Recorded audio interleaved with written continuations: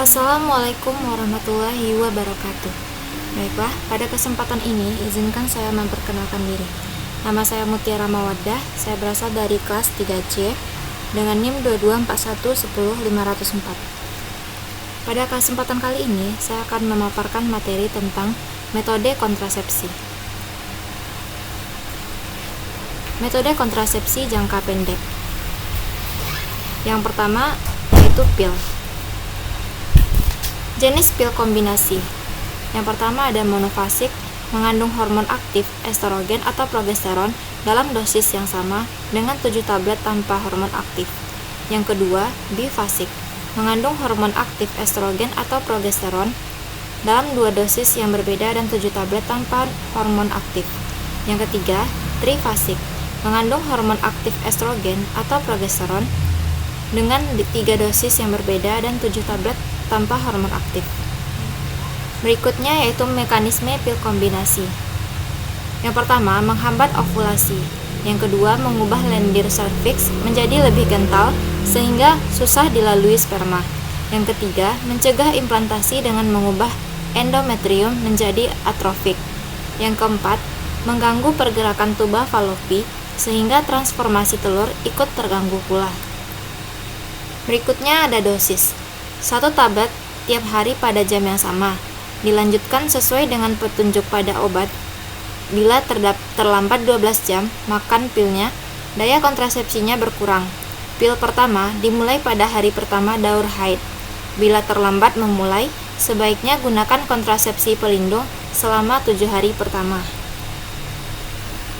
Berikut bila ada indikasi. Yang pertama, usia reproduksi. Yang kedua, telah atau belum memiliki anak, yang gemuk atau kurus. Yang ketiga, menginginkan metode kontrasepsi dengan efektivitas tinggi. Yang keempat, setelah melahirkan tidak menyusui. Yang kelima, setelah melahirkan 6 bulan, tidak memberikan ASI eksklusif dan cara kontrasepsi lain yang dianjurkan tidak cocok bagi ibu tersebut. Berikutnya ada kontraindikasi. Pada ibu hamil atau dicurigai hamil, kemudian memberi ASI eksklusif, kemudian pendarahan pervaginam yang belum diketahui penyebabnya. Selanjutnya penyakit hati akut atau hepatitis, kemudian usia lebih dari 35 tahun dan perokok, kemudian menderita kanker payudara atau dicurigai kanker payudara. Kemudian ada migrain dan gejala epilepsi atau riwayat epilepsi.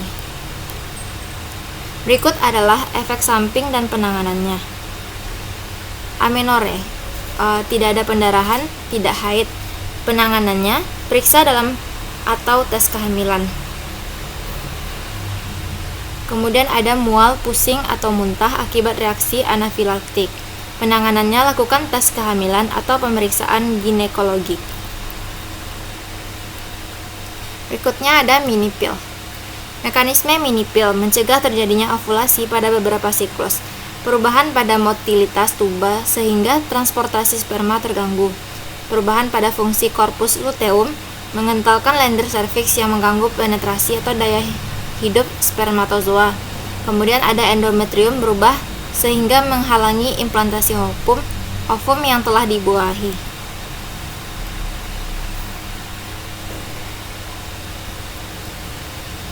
Kemudian kita lanjut ke lama pemakaian. Pil ini dikonsumsi secara rutin sebanyak 1 pil setiap hari. Sebaiknya diminum pada hari kelima haid. Jika pasien melewatkan 1 tablet, minum tablet yang terlewat sehingga setelah mereka ingat dan tablet berikutnya pada waktu yang biasa minum 2 pil dalam 1 hari. Jika pasien melewatkan 2 tablet berturut-turut pada minggu pertama atau kedua, minum 2 tablet pada hari yang diingat pasien dan 2 pil pada hari berikutnya. Kemudian lanjutkan 1 tablet per hari.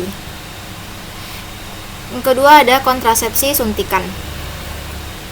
Jenis suntikan yang pertama ada suntikan progestin, mengandung hormon estrogen.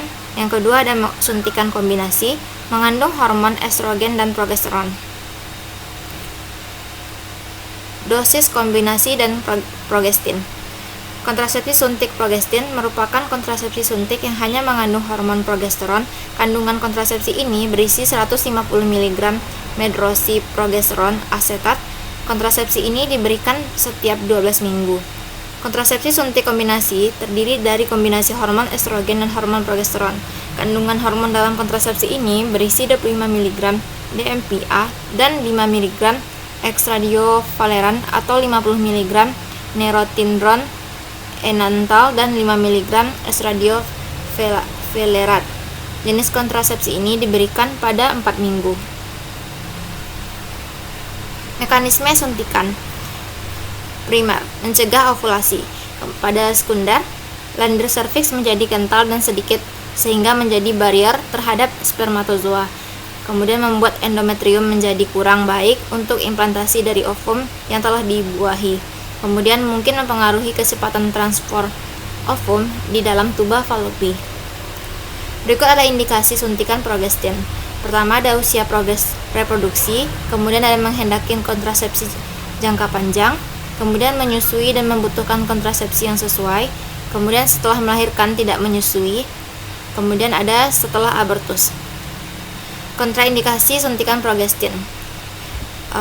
Hamil atau dicurigai hamil, kemudian ada perdarahan per vaginam, kemudian tidak dapat menerima terjadinya gangguan haid, kemudian menderita kanker payudara atau riwayat kanker payudara, kemudian ada diabetes mellitus.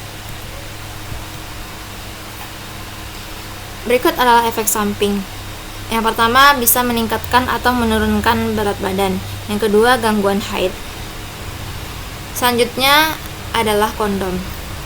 Jenis kondom, yang pertama ada kondom latex, membran kondom alami, kemudian ada kondom bahan sintetik, dan kondom dengan kandungan spermisidial. Efek sampingnya terdapat alergi terhadap karet kondom sehingga dapat menyebabkan iritasi. Mekanisme kerja kondom ini menghalangi terjadinya pertemuan spermatozoa dengan ovum dengan cara menampung sperma di ujung kondom sehingga sperma tersebut tidak masuk. Indikasinya pada laki-laki ada penyakit genitalia, pada perempuan ada vaginitis. Yang kedua ada kontraindikasi. Penggunaan kondom adalah apabila secara psikologis pasangan tidak dapat menerima metode ini, malformasi penis apabila salah satu pasangan alergi terhadap karet latex. Berikutnya ada metode kontrasepsi lainnya seperti metode kalender dan coitus interruptus. Metode kalender atau dikenal sebagai metode Knaus-Ogino tergantung pada perhitungan hari untuk mengkira-kira kapan jatuhnya fase subur.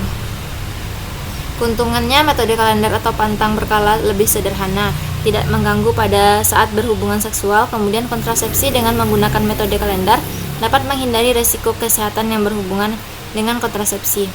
Kemudian keterbatasannya memerlukan kerjasama yang baik antara suami dan istri, harus ada motivasi dan disiplin pasangan dalam menjalankannya. Kemudian pasangan suami istri tidak dapat melakukan hubungan seksual setiap saat. Kemudian pasangan suami istri harus tahu masa subur dan masa tidak subur. Selanjutnya ada metode kontrasepsi lainnya yaitu coitus interruptus.